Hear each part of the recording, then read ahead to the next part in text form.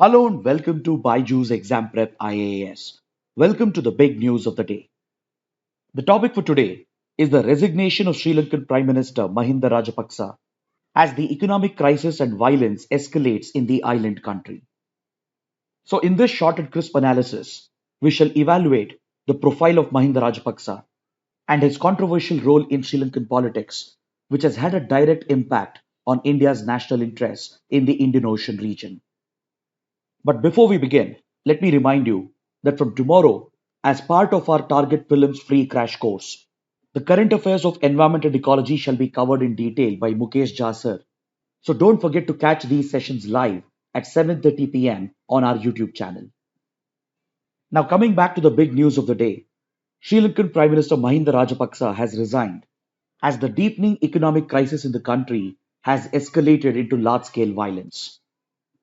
The Sri Lankan public have largely held the Rajapaksa brothers to be responsible for the country's economic mismanagement. And despite the imposition of the emergency, pro Rajapaksa supporters have targeted the anti government protesters, which has resulted in large scale violence that has even led to the killing of an MP from the ruling party.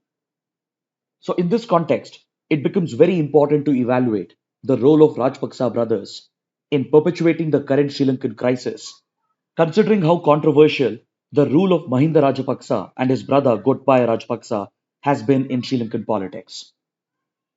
See, the Rajapaksa family has come to play a dominant role in Sri Lankan politics over the last 2 decades and has become a symbol of dynastic politics and nepotism in Sri Lanka. The Rajapaksa family hails from the strategic Hambantota district in the south of Sri Lanka, and the Rajapaksa brothers, that is Mahinda Rajapaksa and Gotabaya Rajapaksa, they hail from an influential political family which has been involved in Sri Lankan politics since at least 5 to 6 decades.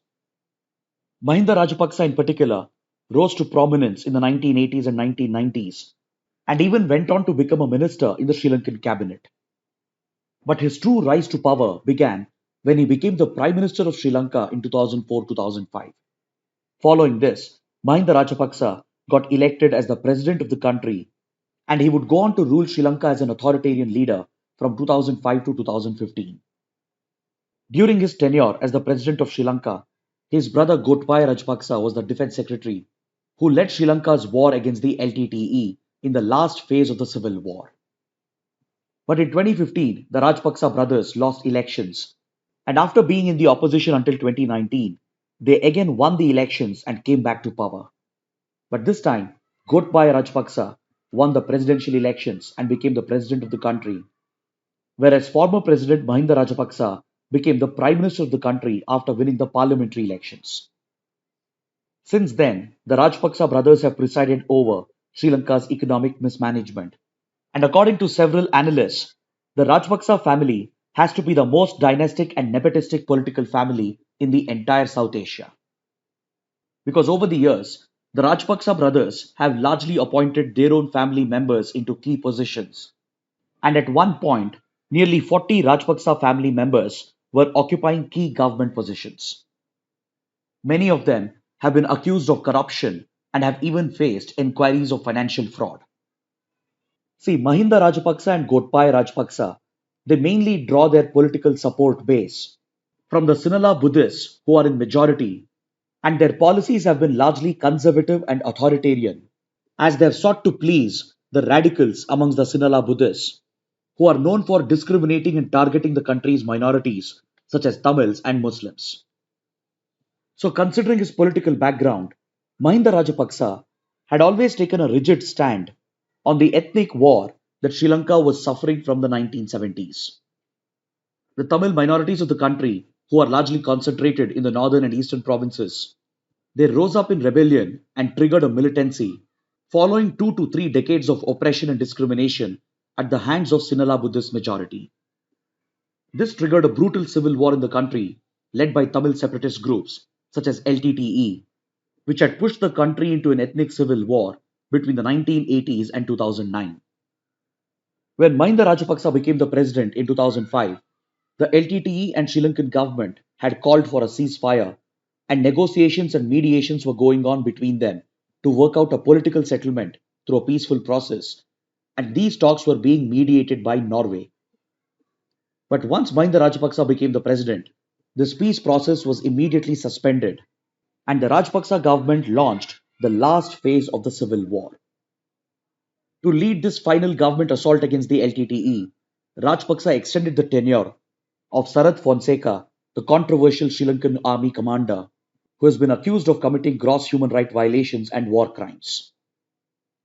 As the Sri Lankan government launched the last phase of the civil war, complete powers were given to the Sri Lankan army to crush the Tamil militancy, and these efforts were led by Mahinda Rajapaksa's brother, Gotabaya Rajapaksa, who was the then defense secretary. Eventually, the Sri Lankan forces defeated the LTTE, and the civil war came to an end with the killing of Prabhakaran, the leader of LTTE. But during this entire course of the war, the Sri Lankan government and the army was accused of committing gross human rights violations and war crimes, and Sri Lanka was even dragged to the UN Human Rights Council by the Western countries.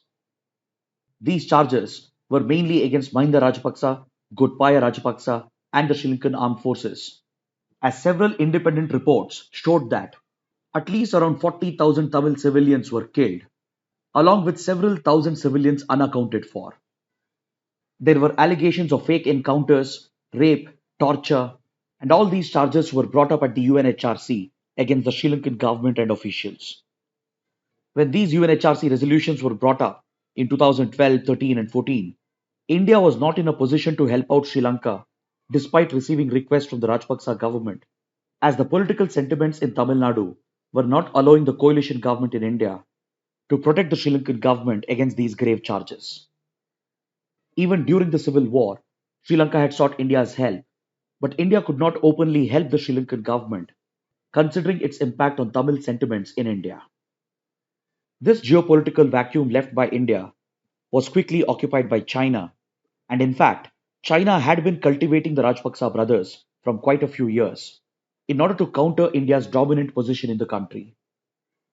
It was during this last phase of the civil war that Rajapaksa brothers embraced China, and as China was looking to play a key role in the Indian Ocean region, it badly wanted to counter the Indian influence.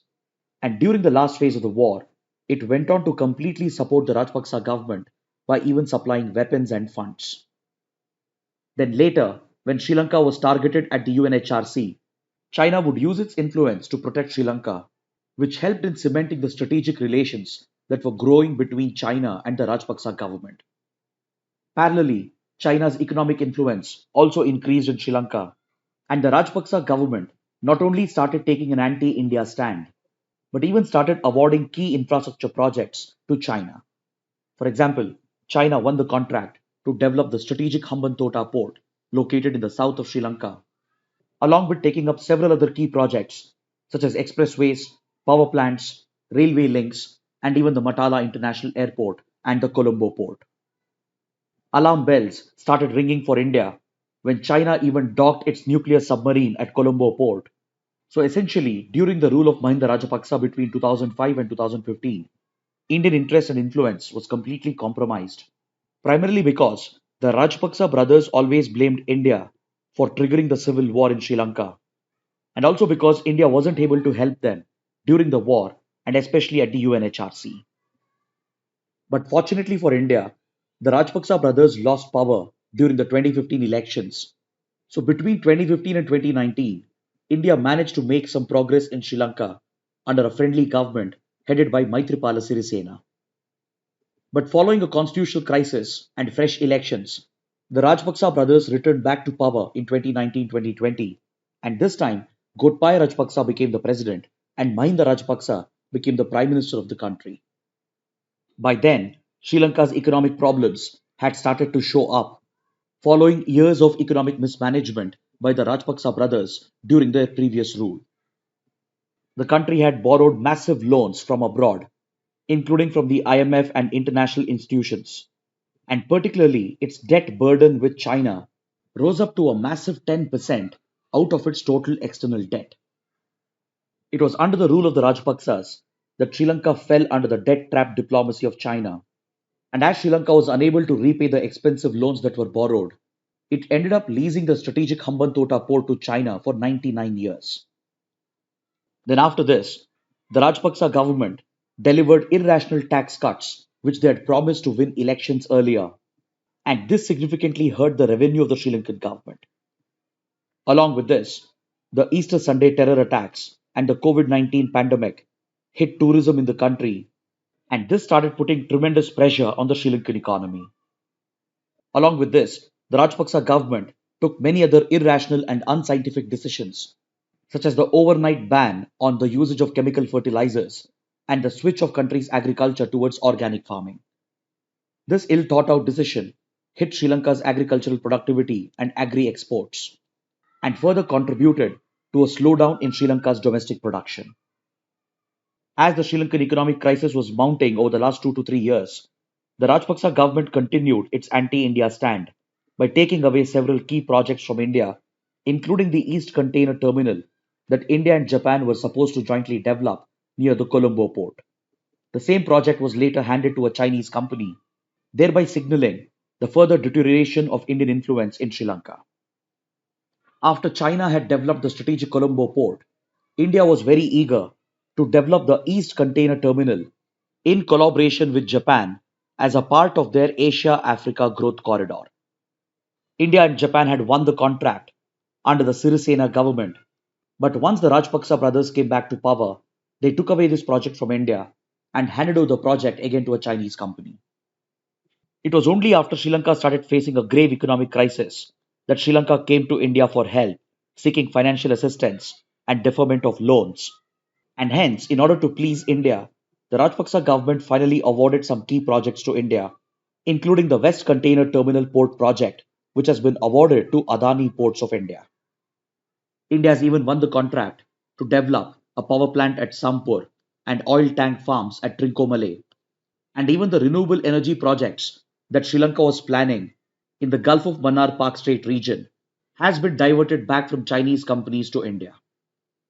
But the Rajapaksa government showed these changes only recently after the country was hit by the economic crisis, because India's economic and financial assistance became critical for the survival of the Sri Lankan economy.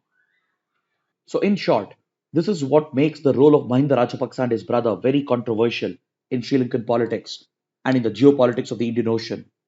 And Sri Lankan public and experts hold the Rajapaksa brothers directly accountable for the economic mismanagement of the country, which led to excessive borrowing, wasteful expenditure, high levels of corruption, and irrational policies.